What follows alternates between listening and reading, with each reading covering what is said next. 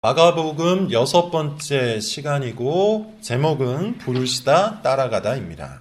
모순이라는 말이 있습니다. 무엇이든지 꿰뚫는 창과 무엇이든 막는 방패라는 뜻인데 공존할 수 없는 두 가지가 함께 있다는 뜻이죠.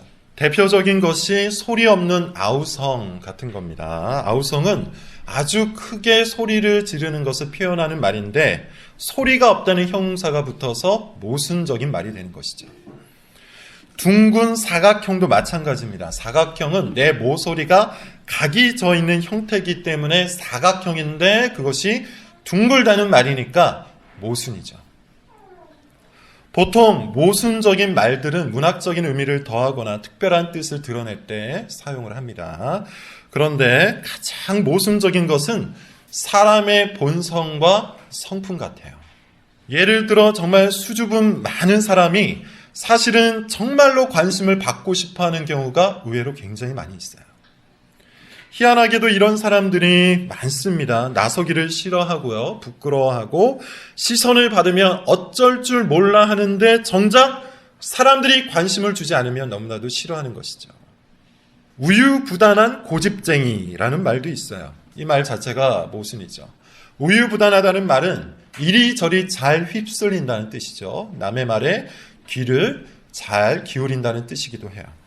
반면에 고집쟁이라는 말은 남의 말을 잘 안 듣는다는 뜻인데 이 두 가지를 다 가지고 있는 사람이 있다는 겁니다. 우유부단한 고집쟁이. 남의 말에 쉽게 흔들리면서 동시에 정말로 고집스러운 사람이 실제로 꽤 많아요. 아주 모순적인 겁니다. 그런데 제가 지금까지 살면서 관찰한 바로는 이런 사람들은 자신이 그런 모순적인 본성을 갖고 있다는 것을 잘 모르는 것 같아요. 심지어 굉장히 고집스러운데 자신은 남의 말을 잘 듣는다고 철석같이 믿는 사람들이 있습니다. 처음에는 왜 저럴까 싶었죠. 그런데 자세히 보면 정말 남의 말을 잘 듣기는 해요. 어떤 말일까요? 자기가 듣고 싶은 말을 해주는 남의 말을 아주 잘 듣습니다. 그래서 본인은 남의 말을 잘 듣는다고 믿는 것이죠. 하지만 자기가 듣고 싶지 않은 말, 그렇지만 정말 들어야 할 말을 해주는 사람의 말은 듣지를 않아요. 고집쟁인 거죠. 그런 조언과 훈계는 외면을 합니다. 그래서 또한 그 사람은 남이 볼 때 고집쟁이에요. 우유부단한 고집쟁이가 그런 방식으로 만들어지는 겁니다. 사실 사기를 잘 당하는 사람이 이런 특징을 가지고 있어요. 우유부단한 고집쟁이입니다. 사기를 잘 당하는 사람의 기본적인 특징은 돈을 좋아해요. 그래서 돈을 벌 수 있다는 말에는 항상 넘어갑니다. 그런데 정말 걱정해주는 주변 사람들의 말은 듣지 않죠. 그 사람 사기꾼이다. 조심해야 한다. 한 방을 통해서 돈을 벌려 해서는 안 된다는 조언에는 귀를 닫습니다. 아주 고집스러워요. 희한한 일이에요. 이와 같이 사람의 모순적인 본성은 무엇으로부터 나오냐 하면 탐욕 때문이에요. 탐욕이 가득할수록 앞뒤가 안 맞는 짓을 합니다.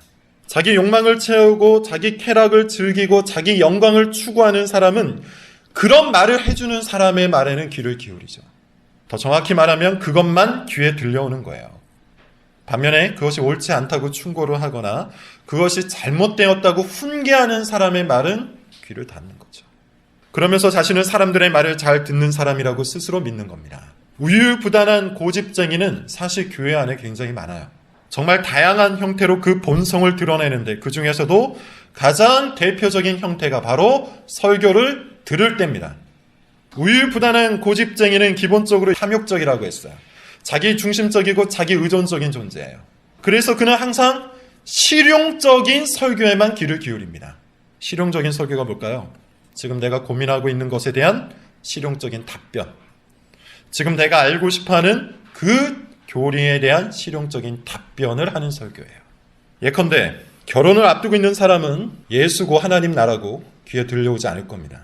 예식장은 어디를 구해야 할지, 날짜는 언제로 해야 할지, 하객은 어디까지 정해야 할지를 고민하고 생각하느라 하나님 나라 따위는 듣고 싶어하지 않는 것이죠. 자녀에 대한 생각으로 꽉 차 있는 사람도 마찬가지예요. 어린이집은 어디로 보내야 할지, 유치원은 또 어떻게 해야 할지, 사춘기 시절에는 어떻게 해야 할지를 미리 고민하느라 지금 당장 내 안에 역사해야 할 성령의 복음은, 성령의 진리는 귀에 들려오지 않는 것이죠. 직장 문제로 고민하는 사람, 배우자 문제로 고민하는 사람, 결혼과 취업과 육아로 고민하는 사람 모두가 마찬가지예요. 그것만 귀에 들려오기 때문에 하나님 나라의 복음, 하나님의 아들 예수 그리스도의 복음 따위는 전혀 귀에 들려오지 않는 겁니다. 그래서 설교 시간에 어떤 교훈이 전달되었든지 간에 설교가 끝나자마자 자기가 듣고 싶어하는 말을 해주는 사람을 찾아가서 그 이야기를 듣는 거예요. 직장 이야기를 나누고 육아 이야기를 나누고 결혼 이야기를 나누면서 나는 남의 이야기에 정말 잘 귀를 기울이는 사람이라고 스스로 믿는 것이죠. 그런 열린 마음의 소유자라고 혼자 생각해 버리는 겁니다. 그러나 여러분, 이것은 자기 탐욕에 귀를 기울이는 우유부단한 고집쟁이의 전형이에요.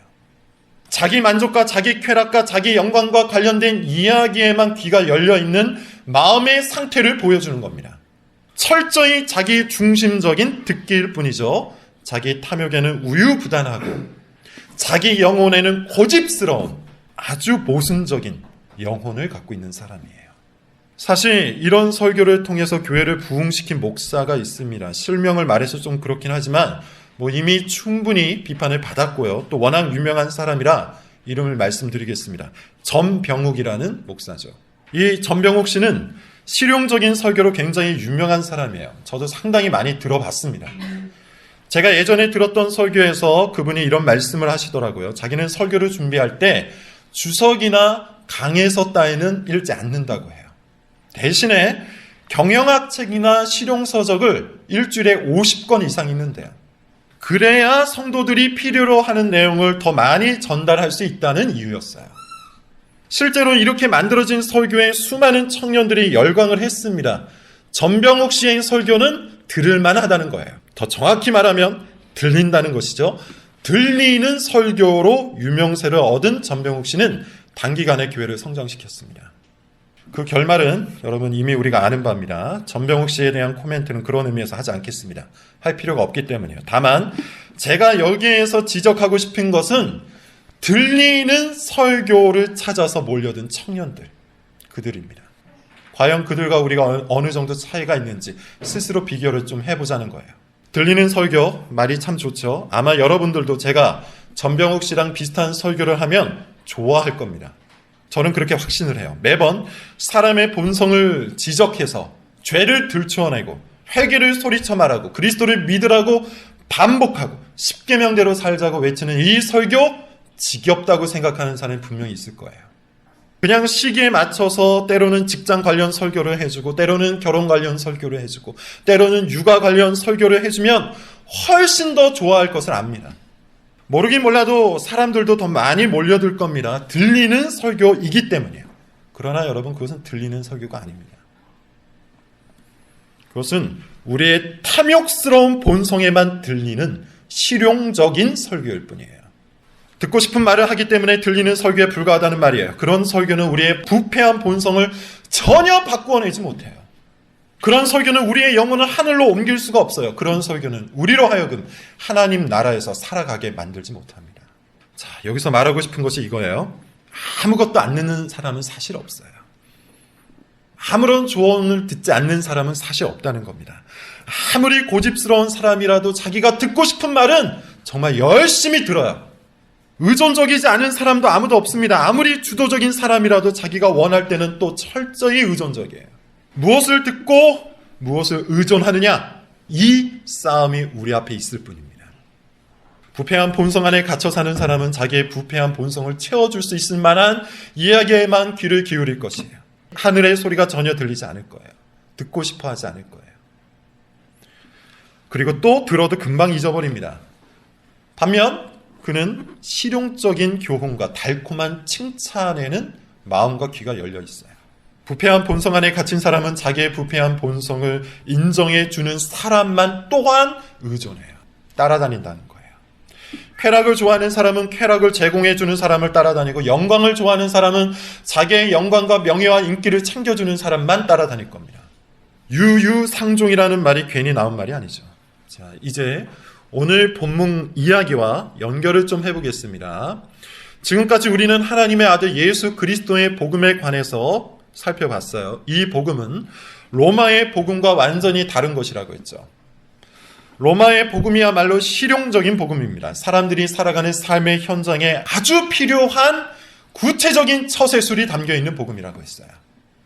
예컨대 힘을 얻으라, 돈을 벌라, 인기를 얻으라, 권력을 잡아, 자기 뜻을 펼쳐라 등등이 로마의 복음이었습니다. 그래서 사람들은 로마의 복음을 얻기 위해 로마 황제의 권위 아래에 엎드려 살아갔죠. 로마 황제를 의지하면서 살았다는 뜻이에요. 마치 오늘날 스스로 주체적이라고 생각하는 사람들이 사실은 이 세상의 권위 아래에 바짝 엎드려서 사는 것과 같은 원리입니다. 그러나 하나님의 아들 예수 그리스도의 복음은 그것과 정반대에 있어요. 그래서 이 복음을 얻기 위해서는 돌아서야 됩니다. 그것이 회개예요. 그리고 전혀 다른 권위 아래에 순종해야 하는데 그것이 바로 믿음이에요. 그래서 예수님께서 하나님의 복음을 전파하면서 15절에서 뭐라고 얘기합니까? 회개하고 복음을 믿으라고 하는 겁니다. 그리고 오늘 본문에는 이 복음에 대한 순전한 반응을 하는 사람들이 나옵니다. 자, 본문을 읽어보겠습니다. 16절, 17절인데요. 같이 한번 읽어볼게요. 한 목소리로 읽습니다. 시작. 갈릴리 해변으로 지나가시다가 시몬과 그들은 어부라. 예수께서 이르시되 나를 따라오라. 내가 너희로 사람을 낚는 어부가. 예수님이 갈릴리 해변을 지나가십니다. 우리 눈에는 지나가다는 표현이 아주 평범하게 보이겠지만 사실 성경 문학적으로 이 표현은 의미심장한 거예요. 구약에서 하나님이 지나가신다는 말은 하나님의 신적인 임재를 표현하는 의미이기 때문이에요. 예를 들어 구약에서 하나님이 모세에게 나타나실 때 그리고 엘리야에게 나타나실 때 이 표현이 등장합니다. 지나가시다가. 즉 이 말은 우연히 지나가다가 예수님이 제자들을 봤다는 뜻이 아니고 하나님의 뜻과 작정 속에서 예수님과 제자들이 이미 만나기로 결정되어 있었다는 뜻이에요. 때가 찼고 하나님의 나라가 그들 가운데 임한 겁니다. 자, 그런데 거기에 누가 있었죠? 시몬과 안드레예요. 시몬이 여러분 누굽니까? 그 유명한 베드로입니다. 어부였다고 해요. 흔히 우리가 생각하기를 어부는 좀 가난한 계층이 아닐까 생각하는데 그렇지는 않습니다. 당대의 여러 자료들에 의하면 당시 갈릴리는 이스라엘 지역 중에서 가장 부유한 지역이었다고 해요. 그 중심에 갈릴리 호수가 있어요. 물고기가 많아서 여러 지역으로 판매가 되고 있었고 그 상태가 꽤 괜찮아서 이 물고기도 가격이 높았다고 합니다. 특히 베드로와 안드레는 자기 소유의 배가 있었던 것으로 알려졌는데 그렇다면 이들은 상당히 재산이 있었던 사람들이었다는 것을 우리가 알 수가 있겠죠. 자, 어찌되었든 간에 이들은 아주 능숙한 어부였습니다. 아마도 이들이 가지고 있는 최고의 관심사는 자기 일에 관한 것이었을 거예요. 어떻게 하면 더 많은 물고기를 잡을 수 있을까? 어떻게 하면 더 효과적으로 물고기를 판매할 수 있을까? 어떻게 하면 돈을 더 벌 수 있을까 등이었겠죠. 실용적인 조언, 이것이 가장 솔깃한 조언이었을 것이라고 우리가 추정할 수 있다는 것이죠. 그런데 그들은 그것에 귀를 기울이지 않았습니다. 그들이 반응했던 말은 전혀 다른 것이었어요. 나를 따라오라. 내가 너희로 사람을 낚는 어부가 되게 하리라. 이 말씀은 몇 가지 면에서 아주 독특한 겁니다. 가장 독특한 것은 이건데 나를 따라오라는 말이에요. 헬라어를 직역을 하면 이런 뜻입니다. 내 뒤에 서라 라는 뜻이에요. 두 가지 의미가 있을 수 있는데 첫째는 너희는 내 권위 아래에 있으라는 뜻일 수 있고 둘째는 너희는 내가 가는 길을 따라오라는 뜻일 수 있어요. 무엇이 되었든 간에 이것이 당시에는 꽤 낯선 것이었습니다. 여러분 우리는 성경을 많이 알고 있고 이미 이 이야기를 접했기 때문에 당연하게 여기는데 사실 당대에는 이 사건이 예수님의 부르심이 상당히 낯선 것이었어요. 왜냐하면 당시 교사와 제자의 관계는 철저히 지식을 주고받는 관계였기 때문이에요. 마틴 행겔이라는 교회사 연구가를 따르면요, 예수님 당시에는 교사가 제자를 택하지 않았고 제자가 교사를 택했다고 해요. 제자가 스승을 택했다고 합니다. 즉 자기가 배우고 싶은 지식을 가지고 있는 교사, 그런 스승을 자기가 선택해서 그 지식을 전수받은 후에는 또 다른 스승을 찾아가는 일이 일반적이었다는 거예요. 관례였다는 겁니다. 소위 말하는 지식 구매 수준이었던 것이죠. 그런데 지금 본문에서는 어떻습니까? 제자가 교사를 선택하지 않고 교사이신 예수님이 제자를 선택하시죠. 그리고 단순히 지식을 전수하는 수준을 요구하지 아니하시고 내 뒤에 서라고 말씀을 하세요. 여기서 우리는 예수님을 믿는다는 것, 그리고 예수님의 제자가 된다는 것이 무엇을 뜻하는지 정확히 읽을 수 있습니다. 예수님을 믿는다는 것, 여러분 뭡니까? 예수님에 관해서 공부하는 수준이 아니에요. 기독교 신앙은 예수님에 관한 교리나 예수님에 관한 신학을 공부하는 수준에 머무르지 않습니다. 오늘날에도 교회를 다닌다는 것을 이 정도 수준으로 여기는 사람들이 너무나도 많아요. 안타깝게도 그래요. 자기가 원하는 지식을 얻고 자기가 원하는 신학과 교리를 공부하고 자기가 필요로 하는 어떤 지식을 얻고 나면 끝이라고 생각을 해요. 그런 사람들의 특징이 있죠. 순종이 없어요. 따라가는 것이 없어요. 항상 앞에 서고자 합니다. 듣기는 듣지만 필요한 것만 들어요. 실용적인 방식으로 설교를 듣고 실용적인 방식으로 신앙생활을 한다는 겁니다. 거기에 머물러 버려요. 그러나 실용성에 의지해서 신앙생활을 한다는 것 자체가 신앙이 아니죠. 그런 것 자체가 이미 신앙이 없다는 것을 보여주는 거예요. 자기가 중심이 된 신앙이기 때문인데 자기 중심적인 신앙이란 말만큼 또한 모순적인 말이 없습니다. 신앙이 뭡니까? 하나님 중심적으로 살아가는 것이 신앙인데 자기 중심적인 신앙이라는 말 얼마나 모순적입니까? 그러나 안타깝게도 오늘날에는 실용적인 신앙을 가지고 교회를 다니는 사람들이 정말 많은 것 같아요. 예수님의 제자가 되어서 그분의 뒤를 겸손하게 따르기 위해 몸부림을 치기보다는 지식 구매상이 되어서 예수님을 선택하듯이 교회를 다니는 사람들이 많다는 거예요. 특히 자유민주주의 사회에서 자연스럽게 그 사상을 받아들인 사람들은 진리조차도 토론을 통해서 확정할 수 있다고 생각해요. 그래서 그들은 설교를 바르게 듣지 않습니다. 설교도 자기의 생각과 합쳐서 판단을 하여 최종적인 진리를 결정해야 한다고 믿어요. 더 나아가 삶의 방식도 다수결에 의해서 결정될 수 있다고 믿어요. 그래서 무엇이 옳고 그른지 토론을 해보자 하고 어떻게 사는 것이 맞는지 다수결로 결정해보자고 합니다. 그런 방식으로 교회를 이끌어가려고 해요. 그런 사람들은 절대 교회 안에서 직분자가 될 수 없죠. 권위 아래에 엎드려서 순종하기 위해 노력하지 않고 스스로 권위자가 되어서 모든 것을 결정하려고 하는 사람은 그리스도의 제자가 아니기 때문입니다. 이 어마무시한 현상이 오늘날 교회를 압도하고 있습니다. 그러나 여러분, 과거나 지금이나 예수님의 제자가 된다는 것은 동일해요. 예수님의 뒤를 따라가는 겁니다. 예수님의 권위 아래에 엎드리는 겁니다. 예수님의 결정을 받아들이는 것이고 예수님에 관한 지식 구매상이 되어서 스스로 모든 것을 선택하는 것이 아니라 예수님의 선택을 내 선택으로 받기 위해 발버둥 치는 거예요.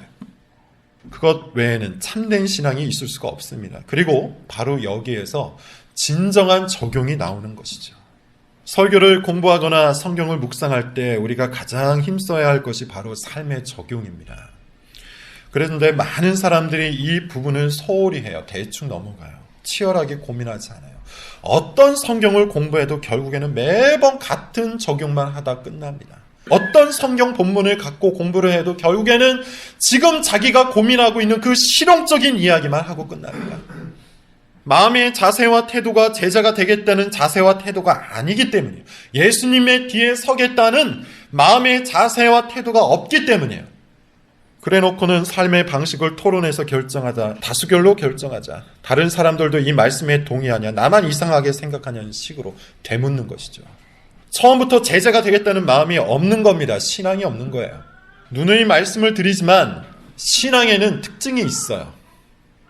사실 여러분, 이것은 너무나도 당연한 말이에요. 모든 것에는 특징이 있잖아요. 예를 들어 사랑이라고 할 때 이 사랑을 규정할 수 있는 어떤 특징이 있기 때문에 사랑이라고 말하는 거죠.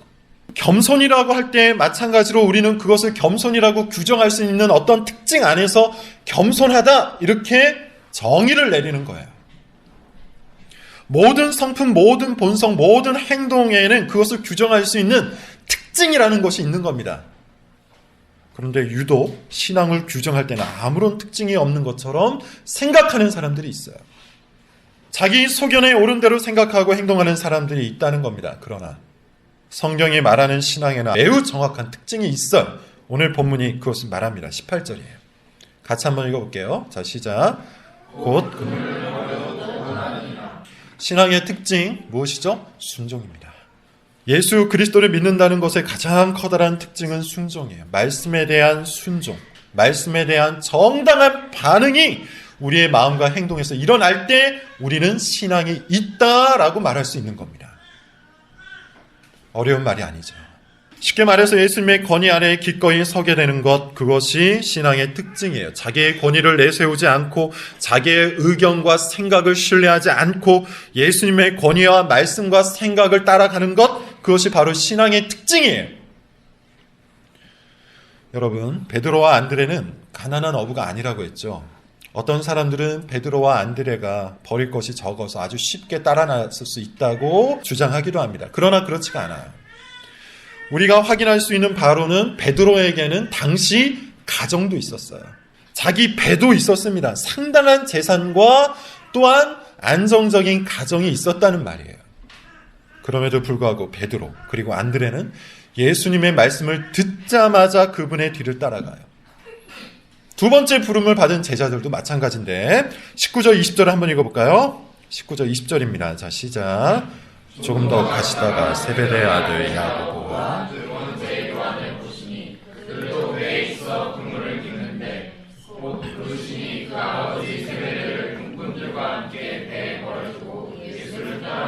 이번에도 예수님이 제자들을 택하시죠.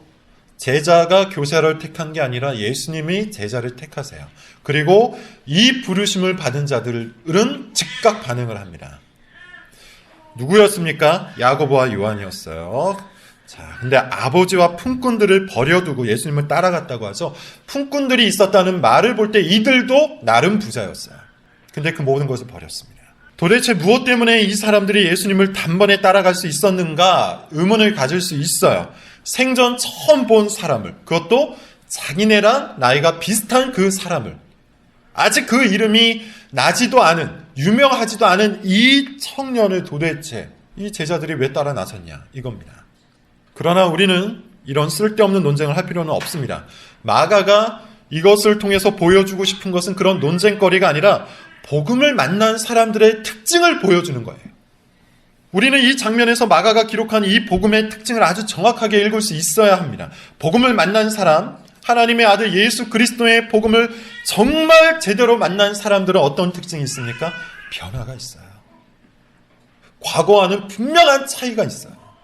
반응이 있다는 겁니다. 첫 시간에 살펴본 것처럼 그것을 제대로 경험한 사람이 바로 이 복음서의 저자 마가예요.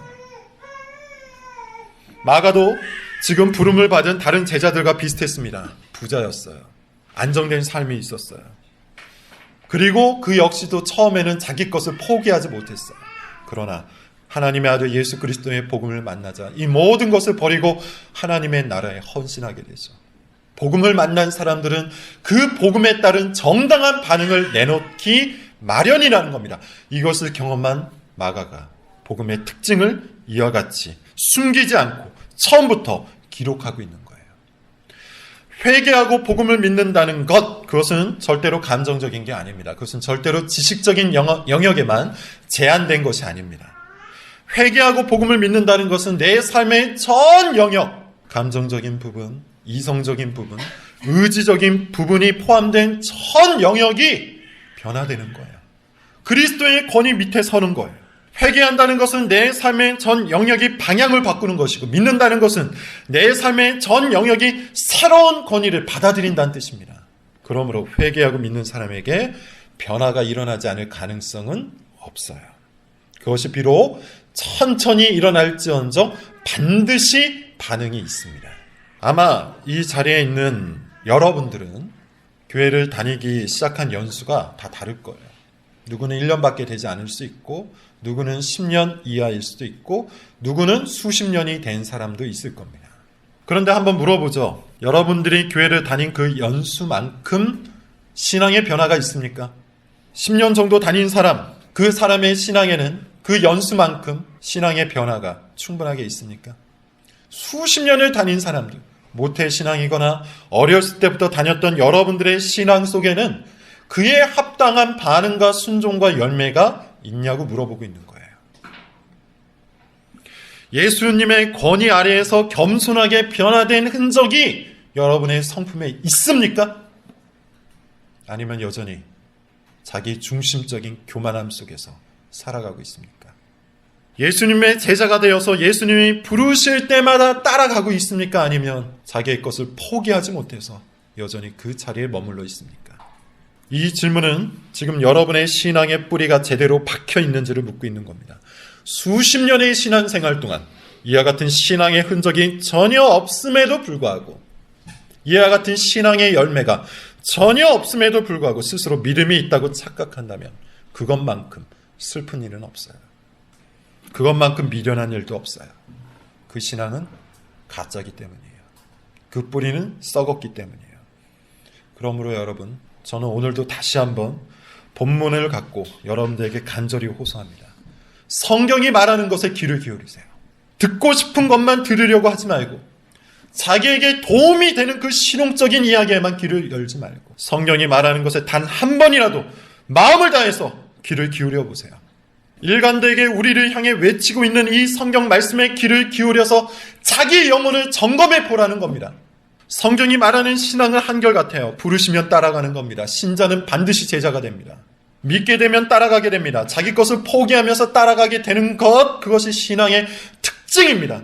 그러므로 반응이 전혀 없는 신앙, 열매가 전혀 없는 신앙, 순종의 흔적이 전혀 없는 신앙, 말씀에 귀를 기울이지 않는 신앙은 있을 수가 없어요.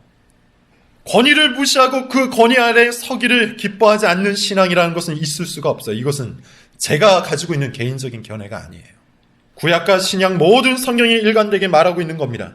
자기 상황에만 빠져서 예수님의 부르심을 듣지 않고 자기 상황에 필요한 이야기만 하는 사람의 이야기에 귀를 기울이고 있다면 그 사람은 예수님의 제자가 아니에요. 자기 탐욕의 제자이며 세상의 제자인 겁니다.